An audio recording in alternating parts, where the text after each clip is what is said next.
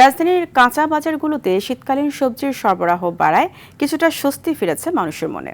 শিম প্রতি কেজি 50 থেকে 60 টাকা এবং মূলা 30 থেকে 35 টাকায় পাওয়া যাচ্ছে।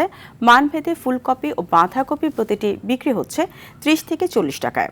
মাসের শুরুতে পেঁয়াজের দাম বাড়লেও এখন অর্ধেকে কমে 60 থেকে 70 টাকায় বিক্রি হচ্ছে। ব্রয়লার মুরগি বিক্রি হচ্ছে 155 টাকা এবং প্রতি ডজন ডিম 120 টাকায়। গত 2 সপ্তাহ ধরে অপরিবর্তিত রয়েছে মাছ, মাংস, চাল সহ বেশিরভাগ মুদি পণ্যের দাম।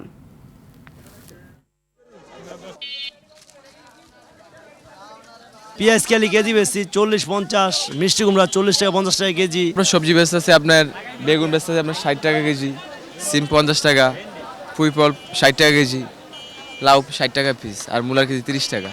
আগে থেকে একটু দাম কম আছে আর কি। শীতের সিজন চলে আসছে, একদমই সবজির দাম কম, ঠিক আছে, যথেষ্ট কম, একদম হাতের নাগালের ভিতরে আছে মনে হয়, সবাই খাইতে পারবে এরকম মনে হচ্ছে।